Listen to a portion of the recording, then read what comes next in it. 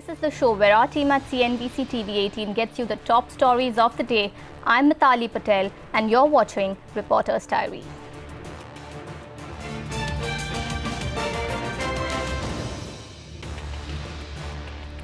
The United Nations Security Council has passed a resolution condemning the terror attack carried out by Pakistan-based terror group Jaish-e-Mohammed. The resolution, which was proposed by India, was backed by all the 15 permanent and non-permanent council members, including China. Parikshit Luthra is here with more details.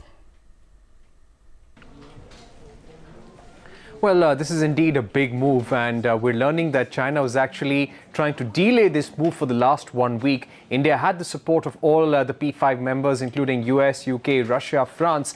China, remember, has always been helpful to Pakistan as far as its fight on terror with India is concerned, the diplomatic fight at least. But we believe that there were several amendments moved by China. Pakistan was also trying to block the move, but despite that, India was successful in pressurizing China as well into getting this resolution passed unanimously. And the reason why it's important is because this UNSC resolution condoles the loss of lives in the Pulwama attack and also says that all countries, all members of the United Nations must cooperate with India on the investigation. So this is a very significant statement. Having said that, there was a setback for Pakistan at the Financial Action Task Force as well. There was a review of Pakistan's record. Remember, June 2018, Pakistan was put on a grey list, and now it continues to be put on the grey list because the FATF believes that Pakistan has not demonstrated an understanding of terror financing threats caused by the Jamaat-ud-Dawa, the Jaish-e-Mohammed, the Al-Qaeda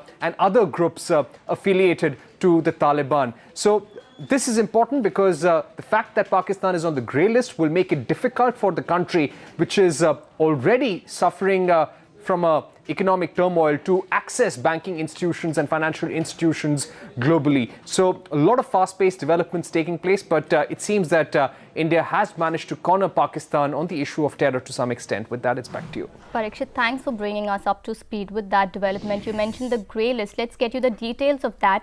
Pakistan has escaped from getting blacklisted by the Financial Action Task Force. This despite India's strong push at the meeting of the organization in Paris. FATF, which is a global body that focuses on combating money laundering and terrorism financing, condemned the Pulwama terror attack and said that Pakistan does not demonstrate a proper understanding of the terror financing risk. However, it gave Pakistan time till October to implement its action plan to avoid getting blacklisted. Pakistan is currently on FATF's grey list. Blacklisting may lead to downgrading of the country by lenders like IMF, World Bank, Asian Development Bank and the European Bank. Right, let's move on and take a look at today's market action now. The Lal Street began trading in the red today, but the benchmarks recovered around noon to close flat in trade. The mid-caps had another day of outperformance, with the index closing 0.4% in the positive territory. The banking index was pulled down by Kotak Mahindra Bank stock. The index closed 0.7% in the negative territory. Now, speaking of Kotak Mahindra Bank, let's get you that stock-specific action. Kotak Mahindra Bank dropped 4% in trade after investors sold 5.87 crore shares, or 3% of the equity. The stock did not recover and closed 4% lower. Sources tell CNBC TV18 that ING has sold its entire stake in the bank via a block deal. Let's take a look at Jet Airways now. The stock traded in the affirmative after the news that SBI and Punjab National Bank had agreed to provide the airline emergency funding worth 200 crore rupees. But Jet will receive this funding only if other lenders do not object to it. The funding will help the company stay afloat and operate until the restructuring plan is determined. Meanwhile, as per reports, Jet's shareholders have also approved a bailout plan for the company, which will see conversion of cash-strapped airlines' debt into equity in favor of lenders. Let's hear out PNB's MD and CEO Sunil Mehta on the lenders' fund infusion plan for the airline. So it is too premature to tell you about that plan. Bankers are already working on it. SBI has taken a lead in it, and let the entire plan be worked out and we'll come to you. So is the consortium in favor? Of course, concerned looking at the option, it's a going concern and we would like to preserve the value. So 550 crores is what they're looking at, or what are the other options? 500 crore what you're talking about is the interim funding. But banks are looking at the long-term resolutions of those issues, and for which the plan is already in place. Right, let's talk about the other big story that we are tracking. Prime Minister Narendra Modi is set to launch the Pradhan Mantri Kisan Samman Nidhi scheme on the 24th of February.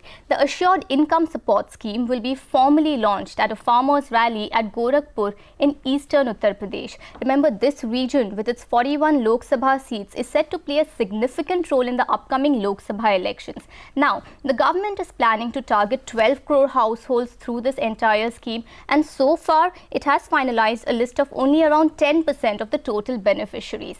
But the government has set itself an ambitious timeline of finalizing the list and transferring the first installment to all intended beneficiaries by the 31st of March. Manisha Gupta joins us with more on the government's plans. Manisha, do give us a quick update. Well, yes, pat on promise and keeping its announcement on the interim budget, the government has started working quite strongly towards this. As you said, what we are given to understand is that on 24th of Feb in UP, the PM will formally launch the scheme of assured income, and you will see 1.2 crore farmers actually benefiting from this. We do understand that the various state governments are still uploading the details of the farmers on the portal that the PM had launched. And what we also understand is that there has been already a first round of rejections as well coming across. 2 million farmers' accounts were rejected because there wasn't a match perhaps with their land holding details or Aadhaar cards or linkages to the bank accounts. And so the work really is on. The numbers on the website have been increasing, but the final list at this point in time is for 1.2 crore farmers there. The expectation also is that after the first tranche of 2,000 rupees that is rolled out on this Sunday, the list that would be that you will after that see the money being transferred to other farmers or on perhaps a day-to-day basis. That would be an ongoing process, and the government has a deadline of 31st March. Remember, the first tranche has to go in this fiscal year itself. So all the 12 crore farmers with the land holdings below 2 acres would be covered by 31st March is the understanding that we get from government sources as of now. Manisha, many thanks.